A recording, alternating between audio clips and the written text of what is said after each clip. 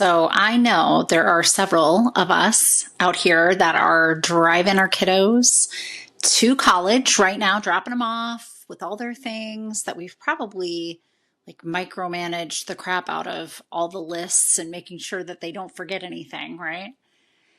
And how does it feel as you are driving back home? Maybe you're driving back home with your spouse, their parent.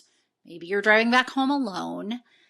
But it's difficult, is it not? It can feel almost, well, just intolerable.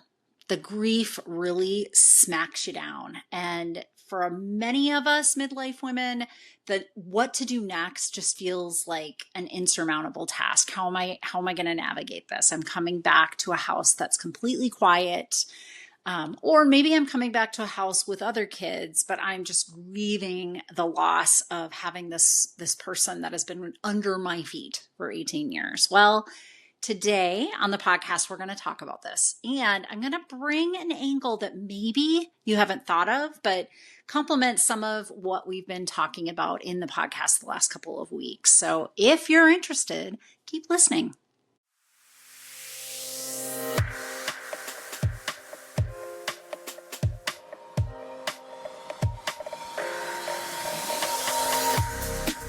Welcome. You're listening to The Centered Midlife, a podcast that teaches women in midlife to unapologetically stop silencing their dreams and start designing the lives they want to live in. I'm your host, Dr. Natalie, and as a clinical psychologist of the last 2 decades and a twice-divorced single mother myself, I not only know how hard it can feel heading into midlife, I am living it right here with you.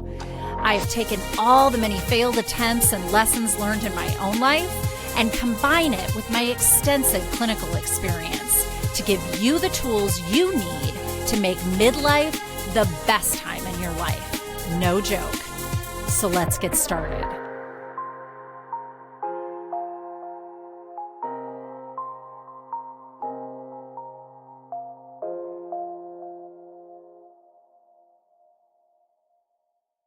Welcome back to the Centered Midlife. So today I want to talk about empty nesting. I want to talk about letting those kids go. And like how dare they, right? How dare they be the amazing humans that they are and just go out there and start to become independent beings without us, right? I mean, it's got to be one of the most thankless parts of the parenting job is that if you've done it well, you might not hear much from them. Like if you've truly prepared them and they're out there in the world doing their thing. Well, first of all, they want to go out there in the world and do their thing. And second of all, like they probably won't be calling you for much. And that's really tough, right? Like the grief is huge. I remember when I brought my son, honestly, I brought him to a couple different dorm situations, but it was like August when we would drop him off in August. It was always just this like, okay, let's unpack everything and let's make sure everything is in the right place. And what don't you have? Like he moved into an apartment. The first year he was like in a dorm, and so less things that they needed, right? But the second time it was more of an apartment, and I was like, oh my gosh, there's no plates, there's no any of that stuff. So let's go to Target. We'll do a huge Target run and make sure you have everything that you need. But man, did that drive home just feel like the pit, like in the pit of my stomach. I just felt empty. First of all, as you all know, my son wasn't even living at home with me every day by that time. I'd already done some of that grieving, but it just feels so crazy that this human that you have been responsible for 18 years is now out and about on their own. And, some of us do some funky things during this time. Like some of us maybe over try and contact them and try to be on top of things with them and interject ourselves. And that can harm that relationship. These kids really do want some time away from us and to figure themselves out, but enough safe distance, right? Like that they know that they can rely on us if shit hits the fan, they can come back to us. but they really need for us to give them that safe space away from us. And we are probably real sad that they're gone.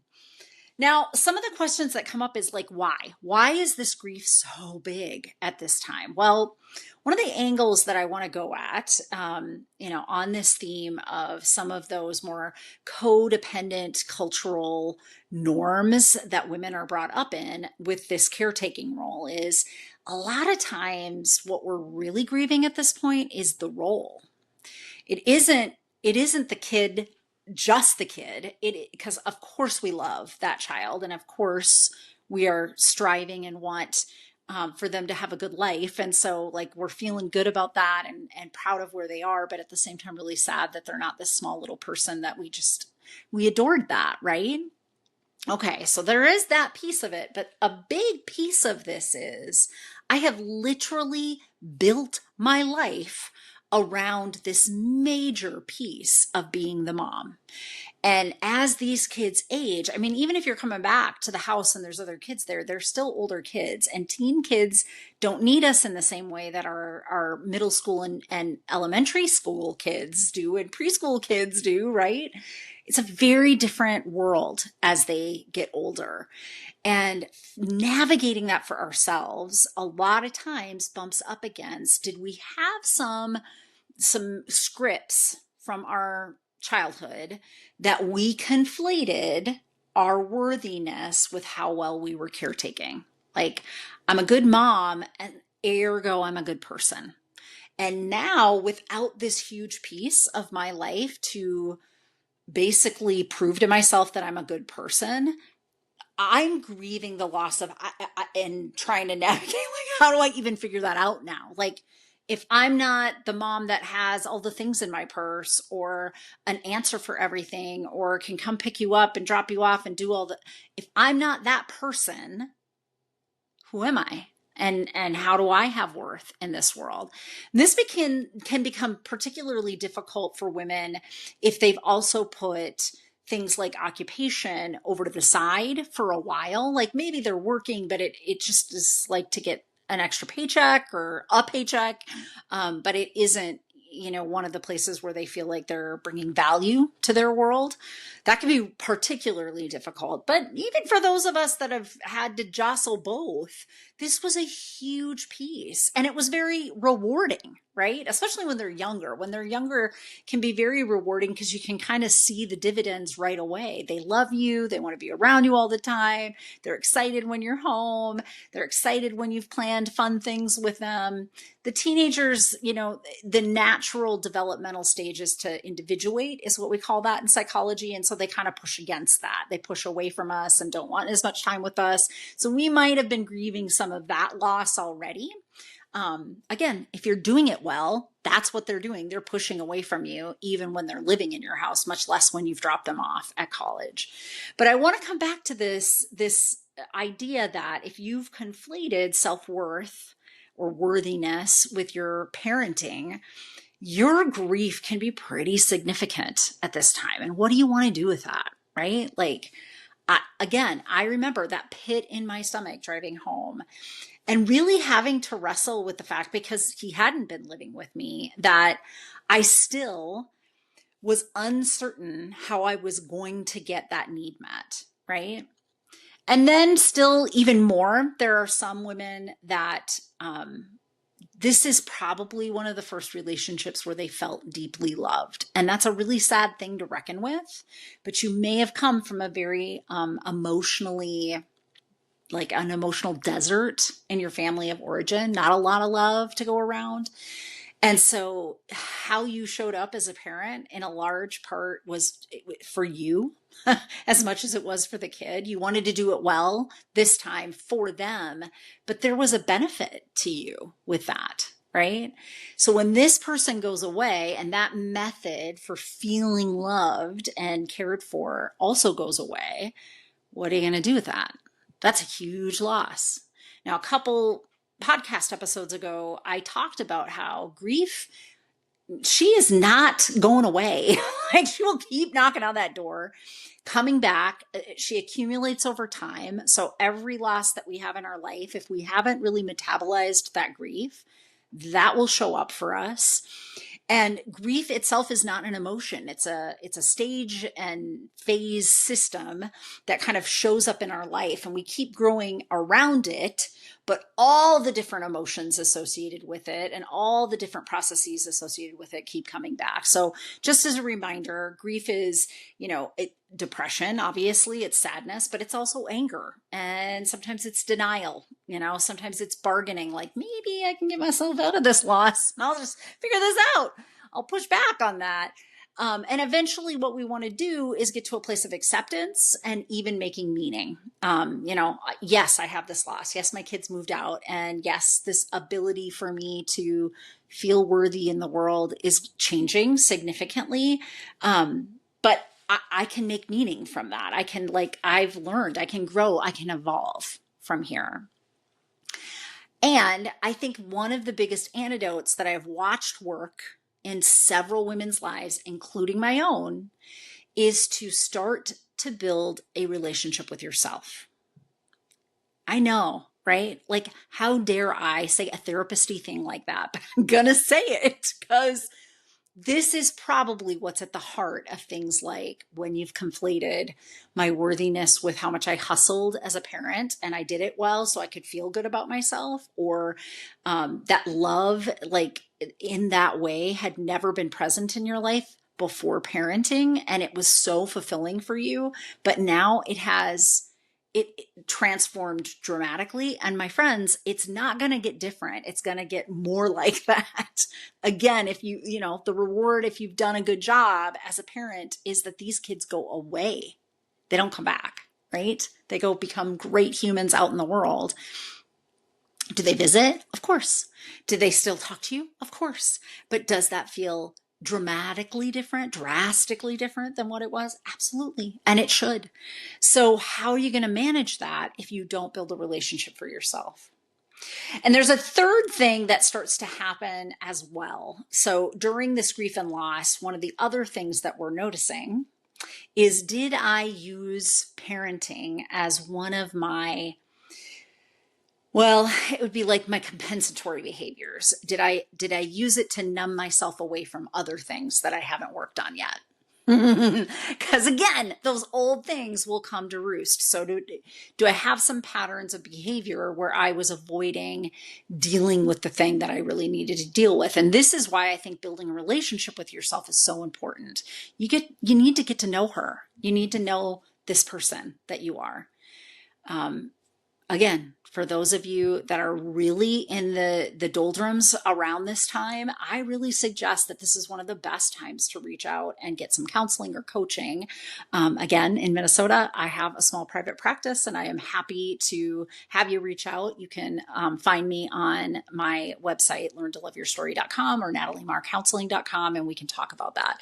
But ultimately, you need to be figuring out who this person is. And I think that sometimes it's a defense mechanism that we get so involved in these roles in our life as a way to, to numb away from never having been paid attention to well in our families of origin. So we learned in an emotional desert not to want, not to need, not to take up space. That kind of behavior is rewarded culturally, right? Women are supposed to be as small, quiet, and make as the least amount of problems as possible. And Gen X in particular, so women in this midlife range, somewhere between 45 and 65 right now, they learn to do that real well. That was kind of one of the cornerstones, is that we just won't, I'm not going to make a fuss. I don't have needs. I will hide my needs. I will mask my needs. I will sublimate my needs by getting, I'll be the best mom in the world, and then I can feel good about myself so that I don't have to have needs in other ways. But now what's happening is all of that is going to bubble to the surface. When the kids are gone, there's no way to hide from, I was basically numbing myself from needing to know myself, needing to meet my own needs, recognizing I even had needs, all because I was putting that time and effort into this parenting role. And all of that is happening alongside just the natural grief, because this person is somebody that you love and will always love tremendously, probably more than most of the relationships you've had in your life. Your children, these are the people you truly want to go out into the world and have the best life. And yet you want to be part of that life at the same time. So you're managing all of these really huge emotional shifts all at one time. Oh, and by the way, you're probably in perimenopause or menopause, right? So your estrogen has gone down. All the same things are at play here. Like estrogen goes down and all our distress tolerance goes down and our capacity to manage that distress goes down. We become human instead of superhuman as we were in our childbearing years. And so now you're going to have to wrestle with some of these biggest transitions ever in your life, but you're doing it at a time that really you feel the least resourced to be doing it. And this is why I think that counseling and coaching at this stage is such an important thing. Everybody's so different. I can give us all some general information, educate us, normalize this experience that we're all having as we drop these kiddos off at college. What I can't do is know your certain circumstance unless you're sitting across the couch from me, right? So that's why I think that this is a time to do that. And I know that the antidote that I have watched work over and over and over is women who are really exploring getting to know themselves. But there is some real discomfort, is what I would call that, some real discomfort in learning that. You're going to have to spend time with you, and spending time with you automatically is going to bring up for you something's wrong. I'm being selfish.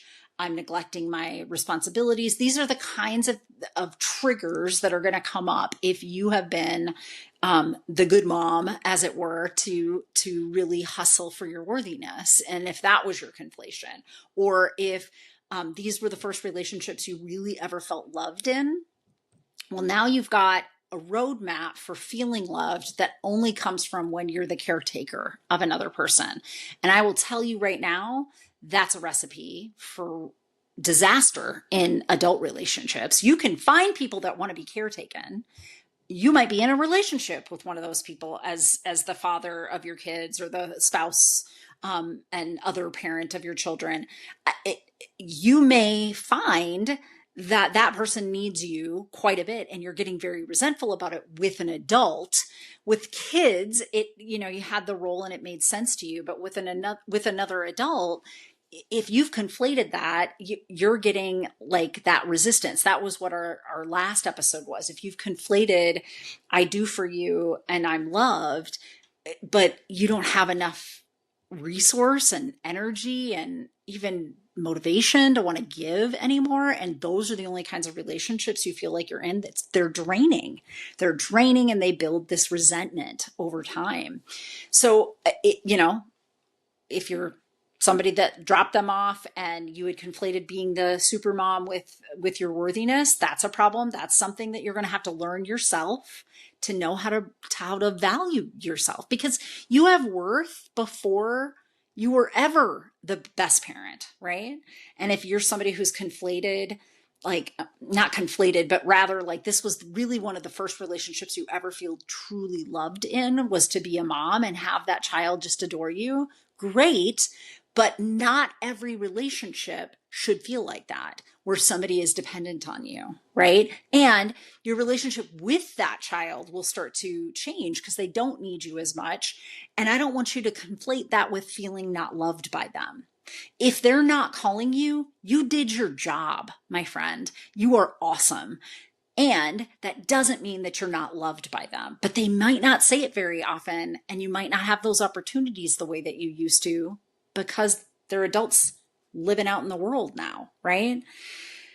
And if this is bumping up against you've numbed yourself out over time, this was like a defense mechanism against not knowing who you are, trying to be worthy just by being small, not taking up space, not being a problem.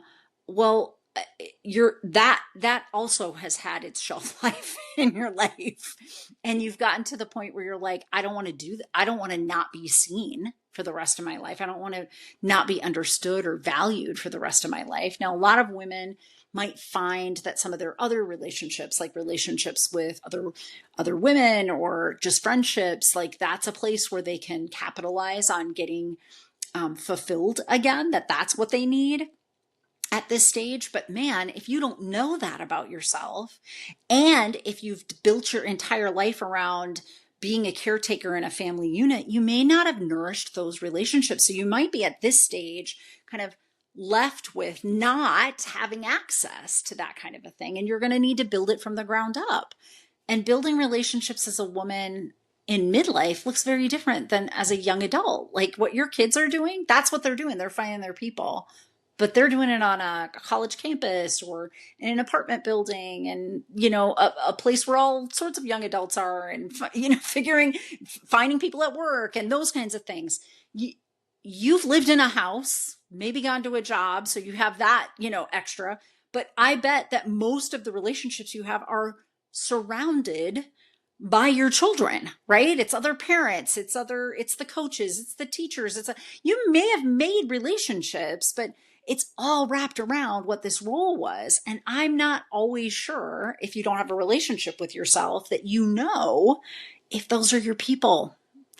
How would you know if you don't know what you needs, right? So this is this juncture where it's interesting, right? Like empty nesting is an interruption to the pattern of where we got our needs met for a long, long time, for at least 18 years, right? Got one kiddo, at least 18 years, several kiddos, good couple decades, maybe even a few, right? Just depends. If this is how your needs were met for that long, and you interrupt that process by that person goes away, that kiddo goes away, all of a sudden you are left with having to recognize what that pattern was doing for you. And maybe what it was doing for you was all healthy, right? All healthy. The three things I've talked about are honestly pretty normal, because we do have to wrap ourselves around the lives of these little people, especially when they're very, very young. And then it just becomes our pattern. But empty nesting at its core, really what it is a big pattern interrupt. You're not going to be able to get your needs met in the same way anymore. So at some level, you're going to have to transition to the next phase. And obviously, that's what midlife is all about, right? All sorts of transitions from one phase of our life into the next. And now you're going to have to do it with a little less neurochemical resilience for the distress that this discomfort is going to bring. But yeah, it's a change. You're going to be a different person. You're transitioning into a different life. So without that estrogen and without it, you know, what she brings and the keys she unlocks neurochemically in your body, you're going to have to do that with a little less resilience than you've had before. Be forgiving, be kind to yourself, you know, give yourself time as you're working through this. And if you don't feel like there is any soft voices, safe spaces in your life, create them by finding new friendships, create them by going to counseling or coaching to get some extra assistance.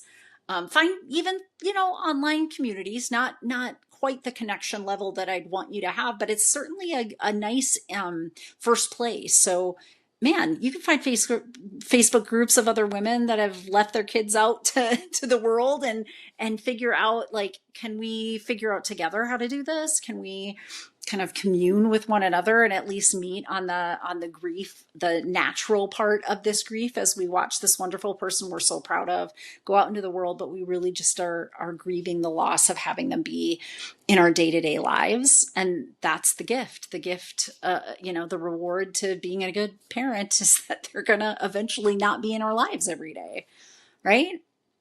I want you to just give yourself this knowledge and gift that you have to start to build that relationship with you from the ground up. You got to get to know you.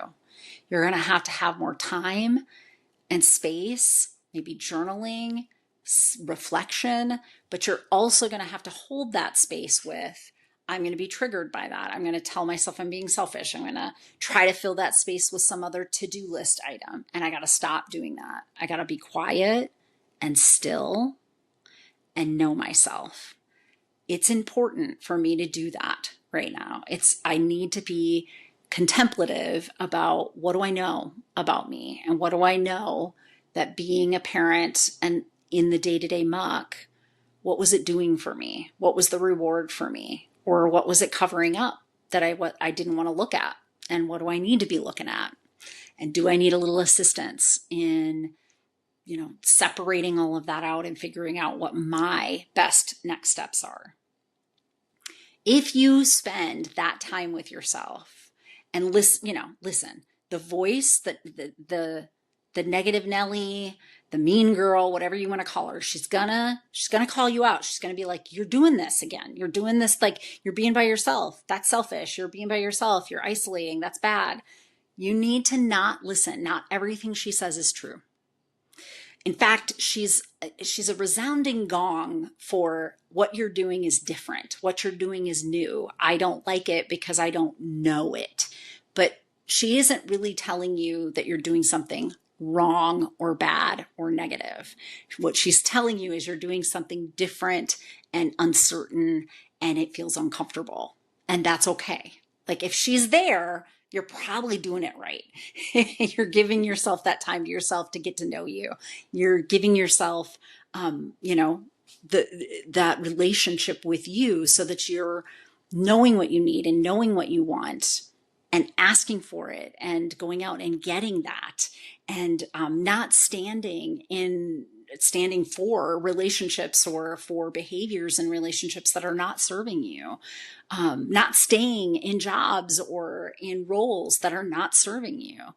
If you're listening to her, she's probably telling you, hey, you're on the right track. But the words she's using is to say, don't do this and go back to the old you.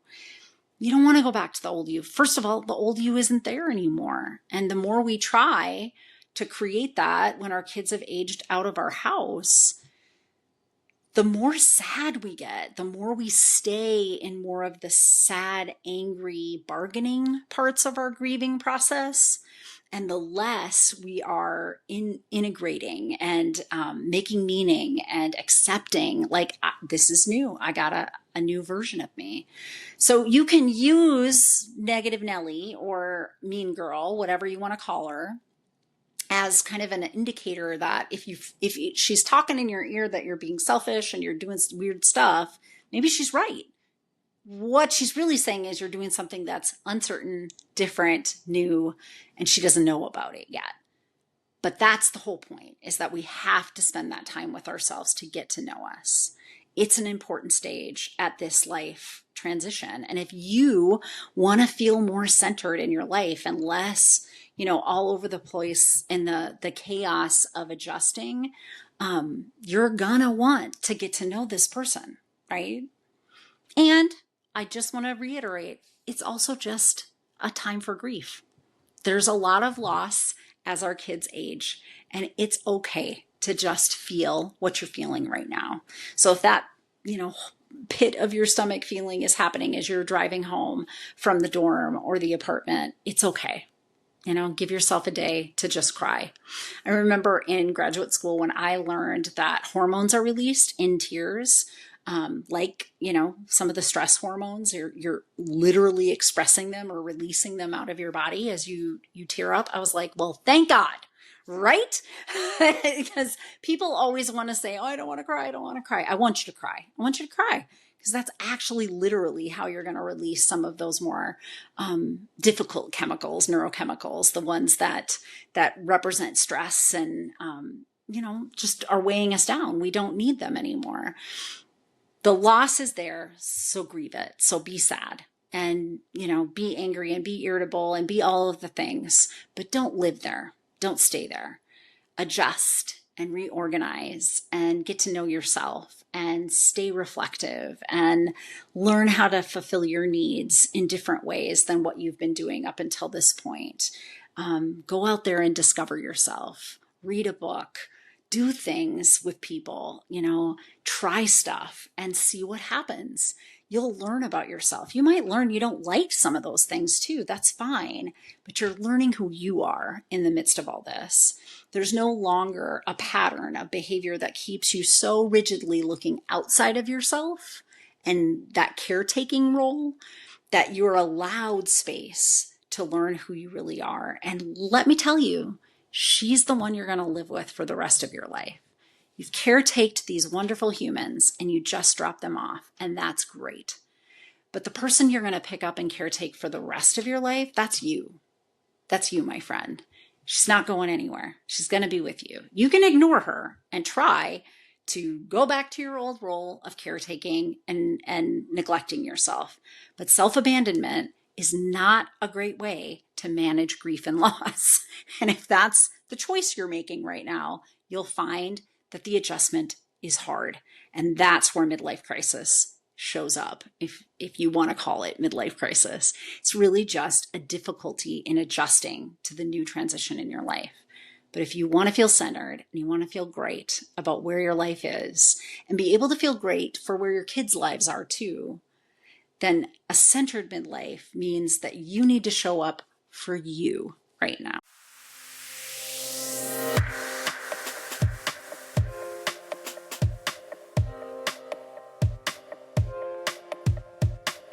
Because I am a licensed clinical psychologist in the state of Minnesota, I have to make sure at the end of each of these episodes that I give you the disclaimer that none of the material that I talk about in these podcasts is meant to replace any kind of therapy or formal medical or mental health treatment. And in fact, anything that I offer on my website, my coaching programs, any kind of psychoeducational materials that I release are not a replacement for that level of care.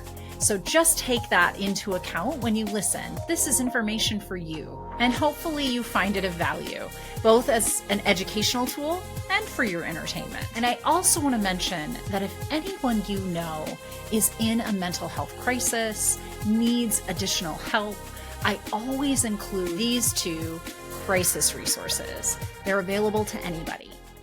Pick up the phone and dial 988 for the National Suicide Prevention Lifeline. And you can always visit their website at suicidepreventionlifeline.org. Additionally, there's actually a crisis text line. So if you're not somebody that likes to pick up the phone, text HOME, home, to 741-741 to the crisis text line. And you can find them online at crisistextline.org. Thank you for listening to my podcast. And I hope that you like and follow me wherever you get your podcasts, and maybe consider leaving me a review. It always helps me to keep this podcast relevant when I know what you want to hear about.